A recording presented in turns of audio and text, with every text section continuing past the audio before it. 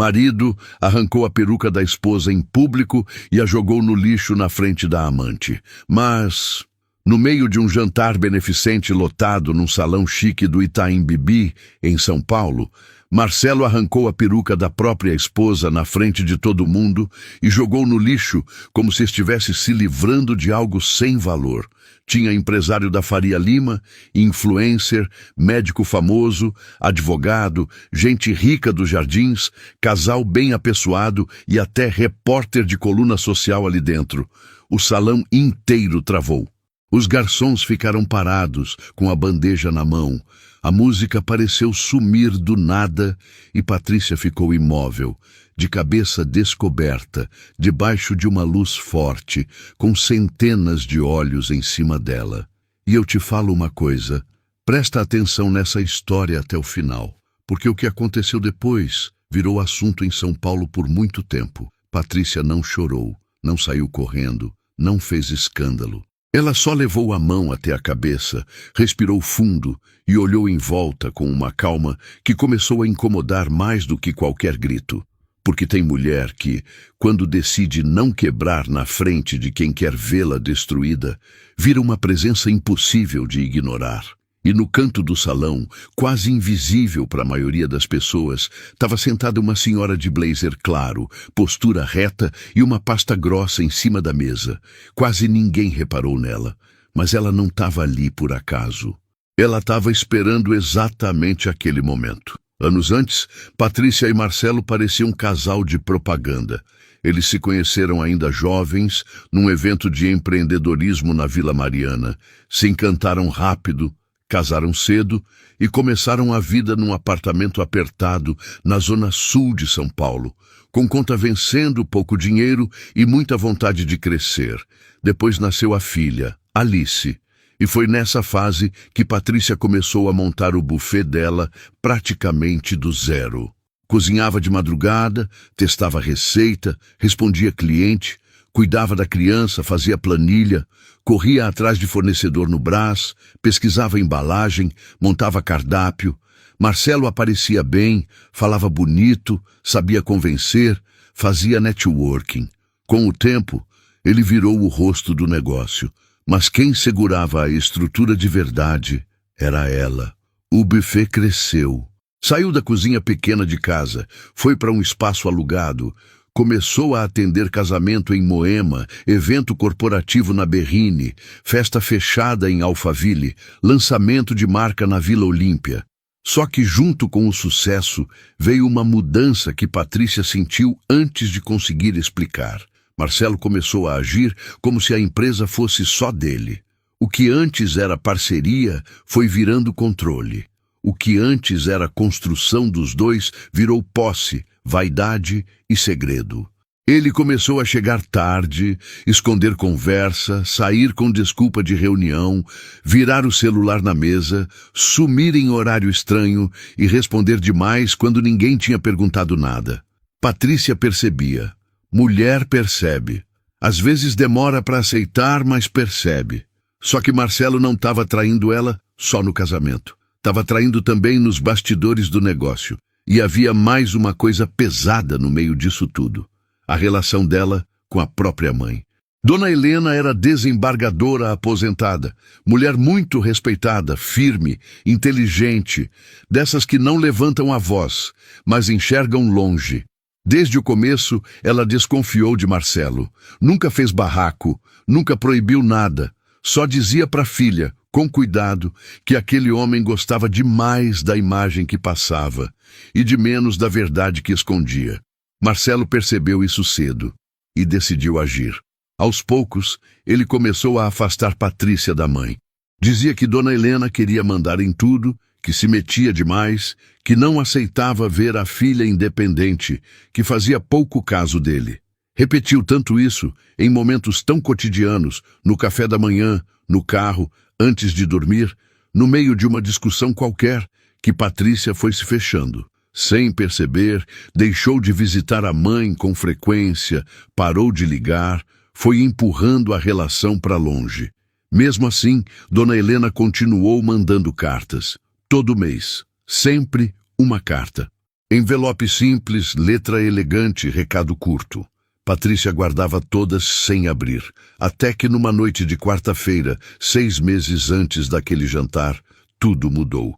Marcelo saiu do banho e deixou o notebook aberto na bancada da sala. Patrícia passou, viu uma pasta com um nome estranho e sentiu aquele gelo no estômago que vem antes da verdade. Abriu, e ali estava a própria vida sendo desmontada em silêncio. Contratos alterados, documentos transferindo o poder da empresa, movimentações suspeitas, arquivos de reunião, minuta de divórcio e o pior de tudo, mensagens e comprovantes que ligavam Marcelo a Sabrina, a consultora de branding que vinha frequentando o buffet fazia mais de 1 ano, sempre cheia de intimidade, sempre entrando onde não devia. A amante não estava só no casamento dela, estava no plano inteiro. Patrícia leu tudo sem fazer barulho. Não acordou a casa, não confrontou Marcelo, não ligou para a amiga, não chorou no chão do banheiro. Ela foi até o quarto, puxou a gaveta onde guardava as cartas da mãe e pela primeira vez em muito tempo abriu uma, depois outra e outra. Em todas havia cuidado, havia alerta, havia amor, havia observações discretas, informações que Dona Helena tinha investigado, sinais de fraude, nomes de pessoas, datas, conexões. No fim de toda a carta, a mesma frase: "Quando você quiser voltar a me ouvir, eu vou estar aqui." Naquela noite, Patrícia pegou o celular e ligou. Quando a mãe atendeu, ela só conseguiu dizer: "Mãe, eu preciso de você." Foi ali que começou o jogo que Marcelo nunca imaginou. Durante semanas, Patrícia fingiu que não sabia de nada. Sorria, mantinha a rotina, fazia pergunta normal, deixava ele confortável. Enquanto isso, passava as tardes em reunião com a mãe, com uma advogada empresarial e com um perito financeiro. Descobriram assinatura falsificada, contrato manipulado, desvio de dinheiro, ocultação de patrimônio e um plano completo para tirar Patrícia da empresa que ela mesma construiu. E foi então que ela tomou a decisão mais inteligente da vida dela. Não iria resolver aquilo escondida, não. Ia expor tudo exatamente no ambiente que Marcelo mais amava, diante das pessoas que ele vivia tentando impressionar. Chegou a noite do jantar beneficente. O buffet era um dos patrocinadores principais. O salão estava impecável. Luz bonita, decoração sofisticada, vinho caro, gente importante, perfume no ar, sorriso falso circulando para todo lado. Patrícia entrou deslumbrante, num vestido elegante, postura firme e a peruca perfeitamente colocada. Marcelo apareceu depois, já se sentindo dono de tudo, com aquele jeito de homem que acha que venceu antes da hora. Sabrina estava no evento também, numa mesa próxima, com cara de quem acreditava que em breve tomaria o lugar da outra. Então veio a humilhação. Marcelo se aproximou de Patrícia no meio do salão, soltou uma frase venenosa sobre aparência, sobre imagem, sobre não combinar mais com certos ambientes, e arrancou a peruca da cabeça dela, ali, diante de todos. Jogou no lixo ao lado do bar, como se quisesse reduzir aquela mulher a nada. Só que o que ele não entendeu é que nem toda mulher humilhada se desmonta. Algumas se transformam. Patrícia ficou alguns segundos parada. Depois, ergueu o rosto e começou a andar pelo salão de cabeça descoberta, como quem não tinha mais nada a esconder. Cumprimentou pessoas, agradeceu presença, falou com convidados, sorriu com dignidade e foi desmontando Marcelo sem dizer uma palavra. O constrangimento saiu dela e passou para ele. O salão sentiu isso. Todo mundo sentiu. A fofoca mudou de direção. Já não era mais sobre a mulher humilhada. Era sobre o homem pequeno demais para merecer a mulher que tinha. Aí Patrícia caminhou até o palco e pediu o microfone. Não precisou implorar atenção. Ela já tinha. O salão inteiro silenciou. Com a voz firme, ela contou que aquele buffet não tinha sido construído por Marcelo, mas por ela. Que cada contrato, cada cliente, cada receita, cada madrugada de trabalho nasceu das mãos dela. e que, nos últimos meses, o próprio marido, junto com a amante, tentou tomar a empresa por meio de fraude, manipulação e mentira. Ninguém piscava, ninguém ousava interromper. Foi então que ela chamou ao palco Dona Helena. A senhora, que quase ninguém tinha notado, se levantou devagar, pegou a pasta e subiu com a tranquilidade de quem já sabia que a verdade não precisa correr. Patrícia, com os olhos cheios d'água dessa vez, contou que passou anos sem abrir as cartas da mãe porque acreditou no homem errado. Disse que se afastou de quem mais a amava e quase perdeu tudo por isso.